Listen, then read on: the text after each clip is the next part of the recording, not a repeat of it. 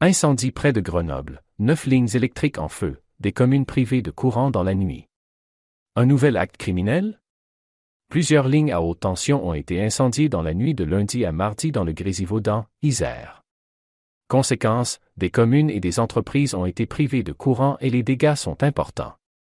Est-ce encore un acte de groupuscules anarchistes? Des lignes haute tension ont été incendiées ce mardi 5 avril au niveau de Villarbonneau, au-dessus du pont qui relie la ville à Crolles. Pas moins de 9 lignes haute tension ont été touchées par un incendie. Parmi elles une ligne de 225 000 volts. Plusieurs milliers de clients et des dizaines d'entreprises ont été impactés. Les pompiers ont été alertés peu après minuit et demi pour cet incendie. 8 lignes 20 000 volts et une ligne 225 000 volts ont été incendiées, les gaines et câbles sont encore en feu ce matin, mais l'incendie est maîtrisé. Le courant a été coupé dans les villes de Crolles et Bernin et sur la zone industrielle qui rassemble notamment Saint-Micro et Soitec, entre autres. La circulation très compliquée.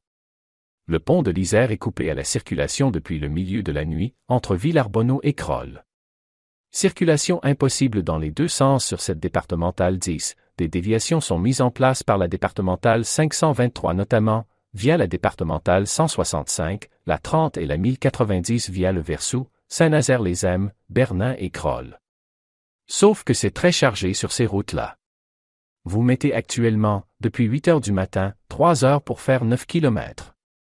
Un acte malveillant? Enedis a rétabli le courant vers 4 heures ce mardi matin pour la plupart des clients mais des centaines de personnes et des entreprises sont toujours privées d'électricité. Les pompiers ont mobilisé 23 personnes et 6 engins. Cela survient moins de 48 tâches après l'incendie volontaire qui a touché l'entreprise ST Micro à Crolles, où des symboles anarchistes ont été découverts.